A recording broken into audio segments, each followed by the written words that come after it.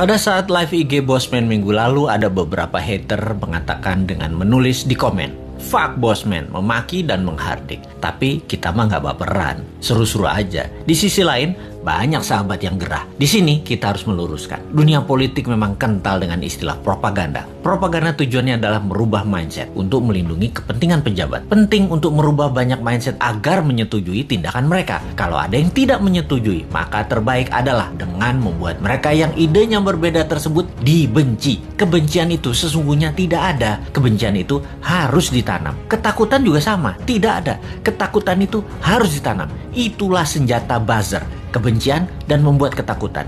Itulah tugas pelaksana propaganda yang dalam hal ini adalah mereka-mereka yang menamakan dirinya buzzer rupiah, yaitu mereka yang dibayar oleh pejabat untuk menyerang musuh-musuh politiknya. Tugas utama buzzer sekali lagi adalah mendengungkan kejelekan orang yang mengkritik tanpa solusi, tanpa niat memperbaiki. Sementara kaum Newman jelas niatnya memperbaiki bangsa yang utama. Gayanya nyeleneh, tujuannya untuk mendapat perhatian. Sekali lagi, nyeleneh, lucu, koplak, tajam kalimatnya, tujuannya satu, agar dapat perhatian. Tapi kalau mental pejabatnya tipis, ketakutan, insecure karena jabatannya takut hilang, telinga tipis, emosi tak bisa jaga dan tidak dewasa, kritik segar bersolusi dikirimkan para Newminder, bikin hidup pejabat gelisah dan sengsara. Makanya panik mereka, ditugaskanlah pasukan buzzer yang jumlahnya 20 ribuan untuk menjadi pelindungnya. Begitulah kalau pejabat terdiri dari orang-orang yang tidak beriman, berlindungnya pakai buzzer, bukan pada Allah. Menanamkan kebencian itu program mematikan lawan politik. Ada sih sebenarnya dalam buku putih propaganda yang banyak diajarkan di akademi-akademi militer. Newman itu sering mengkritik, namun selalu memberikan solusi. Lalu kesannya anti pemerintahan secara keseluruhan. Padahal hanya anti pada 2 orang pejabat doang. Karena dikesankan Newman saat ini anti pemerintah, maka Newman harus dipudarkan.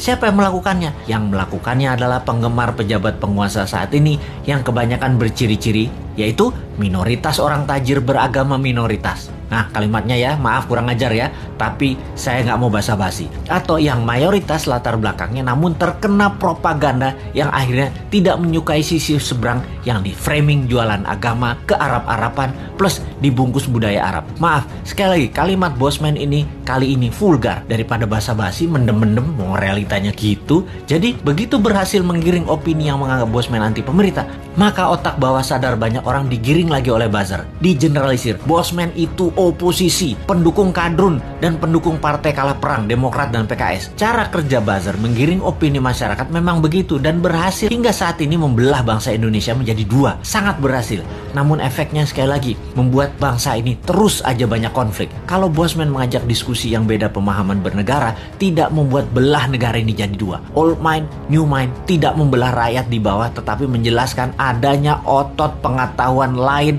atau muscle knowledge yang itu akan menambah dewasa banyak pihak. Sehubungan dengan old mind versus new mind dalam konsep bernegara, Bosman mengatakan berkali-kali, new mind adalah siapa saja yang menganut MMT ekonominya, nasionalis patriotis, tidak tergantung asing bernegaranya, pro-life, mendukung sustainability lingkungan dan membuat Indonesia menjadi negara superpower di ulang tahun kemerdekaan Indonesia yang ke-100 yaitu tahun 2045. Mereka adalah para new minder. Fenomena ini, incumbent dan oposisi, keduanya pernah menjabat 20 tahun terakhir. Terbukti tidak membawa Indonesia menjadi negara superpower. Makanya new mind bertanya, 24 tahun ke depan masih mau sama mereka lagi pola pikir dan pola tindaknya, atau mau main baru pakai bernegaranya ala new mind? Inilah demokrasi. Kalau kalah new mind legowo juga, nggak muring-muring ngacak-ngacak demo-demo, nggak baper, basi itu mah. Buktikan saja di dalam kehidupan keseharian new mind. Kalau ternyata kaum new mind lebih makmur, lebih sehat, lebih bahagia, ya monggo diadopsi secara nasional. Kita mah asik-asik aja.